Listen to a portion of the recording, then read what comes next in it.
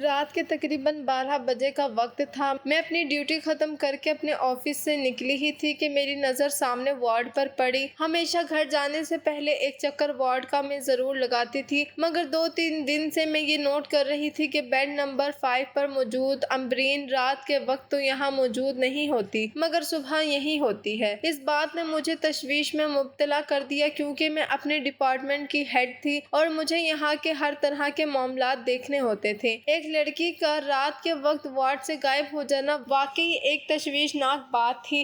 خیر اس وقت تو میں چلی گئی، مگر میں نے اس معاملے کے بارے میں تحقیق کرنے کی ٹھان لی تھی۔ اگلی صبح وارڈ جاتے ہی میں بیڈ نمبر 5 پر گئی جہاں وہ لڑکی ہمیشہ کی طرح آج بھی موجود تھی، مگر لڑکی کی حالت ٹھیک نہیں تھی۔ اس کی آنکھوں پر نیند کا غلبہ تھا، یوں لگتا تھا وہ کسی دوا کے زیر اثر ہے۔ لڑکی کو منہ دھلایا، وہ بہت پریشان لگ رہی تھی، چہرے پر ہوائیاں اڑی ہوئی تھیں۔ میں نے ہنسی مذاق کر کے اسے ذرا نارمل کیا، تھوڑی دیر اس کے ساتھ بیٹھی رہی، پھر اسے اپنے آفس میں بیٹھے رہنے کا کہا۔ لڑکی بار بار دروازے کی جانب دیکھتی تھی، یوں لگتا تھا جیسے وہ کسی کی وجہ سے خوف زدہ ہو۔ اس بات کی تہہ تک پہنچنے کے لیے میں نے لڑکی سے اس کی کہانی پوچھی۔ لڑکی کی کہانی نے مجھے مجبور کر دیا کہ میں اسے باقی لوگوں تک پہنچاؤں تاکہ لوگ نہ صرف اس کہانی سے فائدہ اٹھائیں بلکہ مائیں بھی اس سے سبق حاصل کریں۔ امبرین کی کہانی سنیے اس کی زبانی۔ جب میں پیدا ہوئی تو بن باپ کی بچی کہلائی۔ یوں میرے والد میری پیدائش سے 2 ماہ پہلے ایک ٹرین حادثے کی نظر ہو چکے تھے۔ جب میں نے ہوش سنبھالا تو گھر میں امی اور بہن کے علاوہ کسی کو نہ پایا۔ جلد ہی بڑی بہن کی بھی شادی ہو گئی اور میں گھر میں اماں کے ساتھ اکیلی رہ گئی، مگر اماں کی زندگی نے وفا نہ کی اور میں 4 سال بعد ہی اس دنیا میں مکمل بے سہارا ہو گئی۔ اماں کا سایہ اٹھ جانے کے بعد بڑی بہن مجھے اپنے ساتھ لے آئی کیونکہ میرا اس کے علاوہ کوئی سہارا نہیں تھا۔ بہن اور بہنوئی شہر میں ایک کمرے کے گھر میں رہتے تھے۔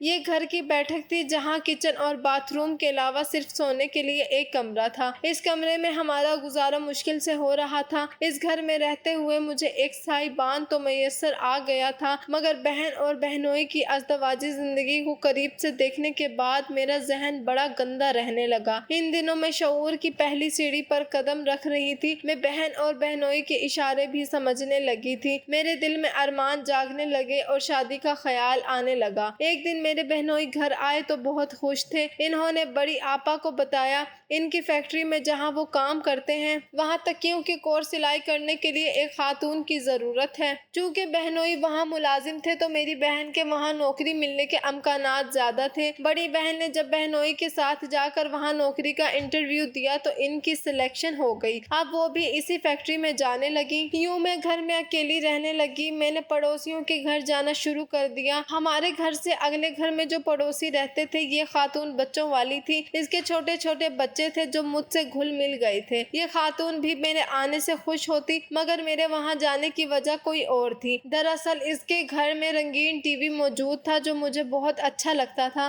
اس پر طرح طرح کی فلمیں لگتی تو میں فلمیں دیکھنے بیٹھ جاتی، ساتھ اس کے چھوٹے موٹے کام بھی کر دیتی۔ پڑوسن کا دھیان میری طرف نہیں تھا۔ آہستہ آہستہ مجھے ٹی وی چلانے کا طریقہ بھی آ گیا۔ اب میں ٹی وی پر اپنی من پسند فلم لگاتی۔ کچھ دن ٹی وی دیکھنے کے بعد مجھے دوسری فلمیں دیکھنے کا چسکا پڑ گیا۔ ایک دن میری پڑوسن نے دیکھا کہ میں ایسی فلمیں اس کے بچوں کے سامنے دیکھ رہی ہوں تو اس نے میرے ہاتھ سے ریموٹ لے لیا۔ اب وہ مجھ سے کترانے لگی تھی، مجھے گھر بھی نہ آنے دیتی، آتی تو ٹی وی کے پاس نہ بیٹھنے دیتی۔ اسے تو اپنے بچوں کی تربیت سے غرض تھی، جبکہ میں شاید ان کے ذہن خراب کر رہی تھی۔ پڑوسن کی طرف سے مایوس ہو کر میں زیادہ تر اپنے کمرے میں رہنے لگی۔ ادھر جب سے آپا فیکٹری جانے لگی تھی میرا گھر میں وقت مشکل سے کٹتا تھا۔ وہ اکثر صبح جلدی میں جاتی اور میرے لیے ناشتہ بھی نہ بنا پاتی۔ میں سستی کی ماری سارا دن بھوکی لیٹی رہتی۔ ایک دن یوں ہی وقت کاٹنے کی ناکام کوشش کر رہی تھی، باہر گلی میں چھلنی والے کی آواز آئی۔ وہ چھلیاں بیچ رہا تھا اور بچے اسے روک رہے تھے۔ میرا بھی دل کیا تو میں دروازہ کھول کر باہر گلی میں آ گئی۔ چھلنی والا ہمارے دروازے سے 2-4 قدم کے فاصلے پر ہی کھڑا تھا۔ میری اس سے نظریں جاری ہوئی تو میں نے للچاتی ہوئی نظروں سے چھلنی کی طرف دیکھا۔ وہ سمجھ گیا کہ میرے پاس پیسے نہیں ہیں۔ اس نے مسکراتے ہوئے ایک چھلی میرے حوالے کر دی۔ چھلی پا کر میں بہت خوش ہوئی، اس کا شکریہ ادا کیا اور اندر کمرے میں آ گئی۔ اب یہ روز کا معمول بن گیا۔ چھلی والا آتا، میں باہر گلی میں جاتی اور اس سے چھلی لے لیتی۔ شروع میں تو یہ سلسلہ صرف لین دین تک رہا، مگر آہستہ آہستہ میری اس سے بات چیت ہونے لگی۔ اب وہ زیادہ دیر کے لیے رکتا اور اکثر हम बातें करते। एक दिन मोहल्ले की एक औरत ने मुझे छल्ली वाले से बातें करते देख लिया। शाम को वो हमारे घर आई और मेरे बहन बहनोई को मेरी इस हरकत से आगाह कर दिया। मेरी बहन को इस बात पर बहुत गुस्सा आया। अगले दिन इसने कहा कि वो मुझे बाहर से ताला लगा कर जाएंगी। अब तो मेरी जान पर बन आई थी। मैं सारा दिन कमरे में कैद रहती और बाहर ताला लगा रहता। छल्ली वाला बाहर आता, खूब आवाजें लगाता, जबकि मैं मचलते दिल के साथ दीवार के इस पार इसकी आवाज सुनकर रह जाती।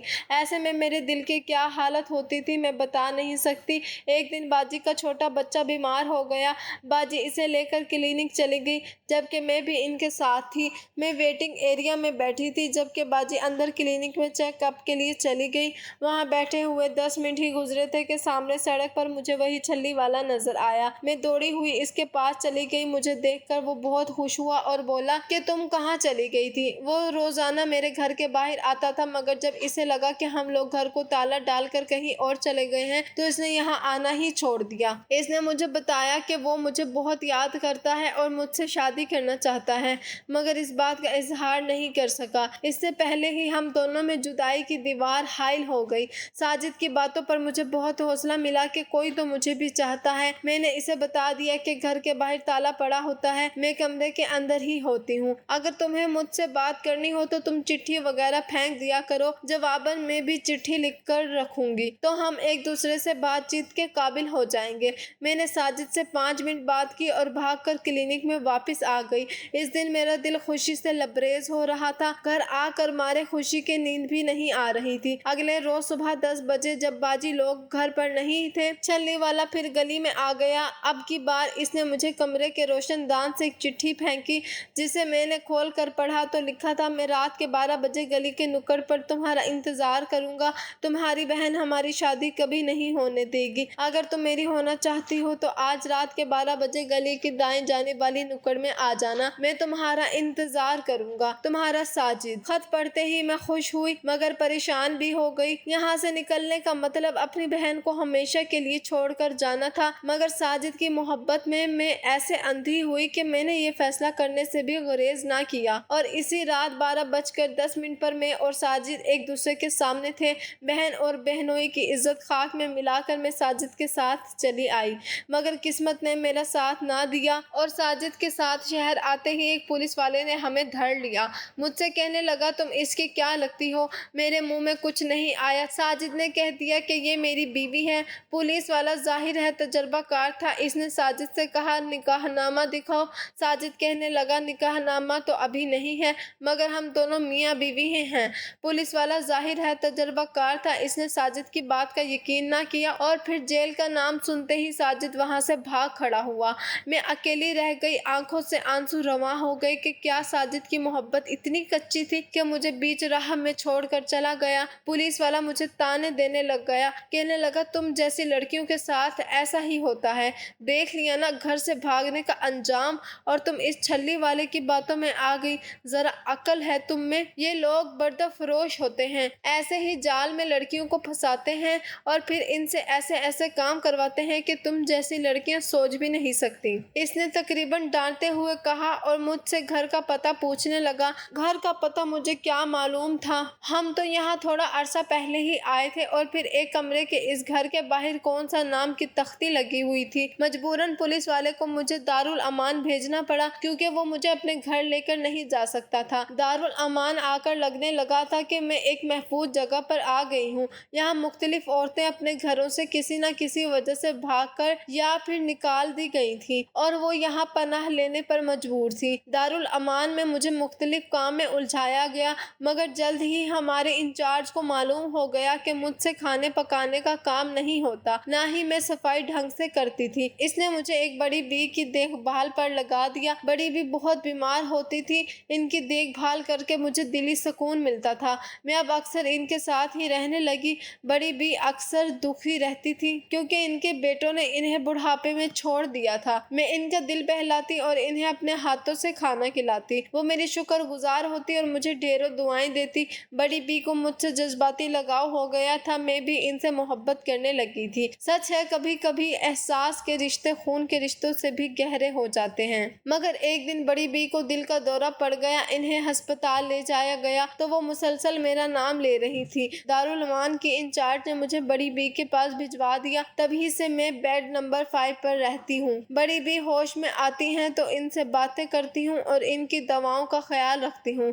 एक दिन मैं बड़ी बी के पास बैठी खांस रही थी कि एक डॉक्टर ने मुझे देख लिया। डॉक्टर ने कहा, बीमारी तुम्हें भी हो सकती है, लिहाजा तुम्हारा चेकअप करना लाजमी है, वरना तुम भी भरी जवानी में मौत के मुंह में चली जाओगी। डॉक्टर साहिब की ये बात सुनकर मुझे बहुत डर लगा। अगली बार जब वो आए तो मुझे कहा कि तुम्हारा चेकअप करना भी बहुत जरूरी है, ये ना हो कि तुम भी बीमार पड़ जाओ। मुझे इनकी बात ठीक लगी। इन्होंने मुझे दिन के 11 बजे अपने ऑफिस में आने का कहा था। 11 बजे के करीब में इनके ऑफिस गई तो इन्होंने मेरा चेकअप करने की बजाय मुझसे इधर उधर की बातें शुरू कर दी। मैं भी सदा की बेवकूफ, मैंने इन्हें अपने घर की एक एक बात बता दी। इस दिन के बाद से डॉक्टर साहिब का रवैया मेरे साथ खासा बदल गया था।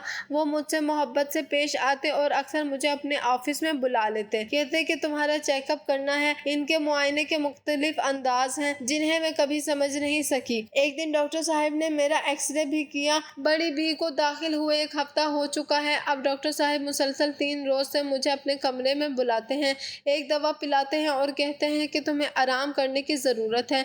इनके कमरे में जो बेड पड़ा है मैं इस पर सो जाती, मगर सच बताऊं डॉक्टर साहिबा, इस दवा के खाने के बाद से मेरा सर चकराने लगा है, तबीयत अजीब बोझल सी रहती है। मैंने डॉक्टर साहब से इस बारे में बात की थी मगर इन्होंने कहा था कि मैं किसी को ना बताऊं, मगर आप मुझे बड़ी बहन की तरह लगी हैं तो मैंने आपको भी बता दिया है। इस बच्ची की जुबान पे ये बात सुनकर मेरा चेहरा गुस्से से लाल हो गया। मैं सोच भी नहीं सकती थी कि असफंदयार इस कदर गिरा हुआ इंसान निकलेगा। मैंने इसे अपने मामू की सिफारिश पर यहाँ जॉब करने की इजाजत दी थी। मैं क्या जानती थी कि वो इस कदर गिरे हुए किरदार का मालिक है, मगर मैं इसे भी कुछ नहीं कह सकती थी, वो भी जब मेरे पास कोई सबूत ना हो। मुझे क्या पता था कि वो इस लड़की का किस किस्म का इलाज कर रहा था। मैंने इस लड़की को वहाँ से जाने का कह दिया, साथ ही ताकीद की कि वो इस बात का जिक्र किसी से ना करे। अब मैंने इस जूनियर डॉक्टर को पकड़ने का पक्का इरादा कर लिया था। अपने कुछ सीनियर्स के अलावा मैंने अस्पताल के एमडी को भी इस बात से आगाह कर दिया था। अब मैं रात के 12 बजे का इंतजार कर रही थी। रात के तकरीबन 12 या 11 बजे मेरे जाने से कुछ देर पहले ही डॉक्टर असफंदयार हमेशा की तरह मेरे कमरे में आया। मुझे दिन भर की रिपोर्ट दी, कुछ पेशेंट के केसेस के बारे में बताया और बातों ही बातों में ये पूछने की कोशिश की कि मैं अस्पताल से कब जा रही हूँ। मैंने इसे कहा कि मैं 10 मिनट में निकलने वाली हूँ। असफंदयार को मुतमईन करने के बाद मैं अपने ऑफिस से निकल गई। मैंने अपना रूम लॉक कर दिया और अस्पताल से चली गई। मैं पार्किंग एरिया में आई और अपनी गाड़ी का दरवाजा खोलकर गाड़ी में बैठ गई।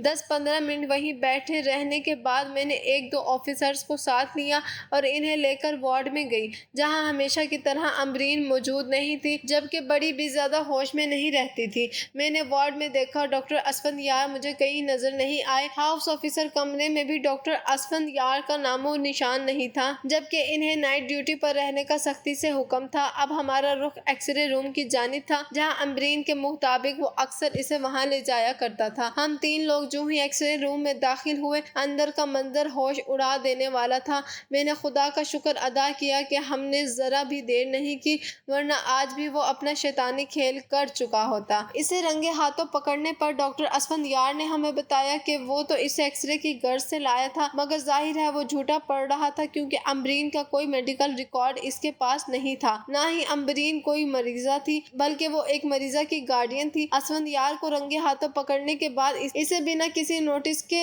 नौकरी से मुअत्तिल कर दिया गया, क्योंकि ऐसी काली भेड़ियों की हमारे मुकद्दस पेशे में कोई जगह नहीं।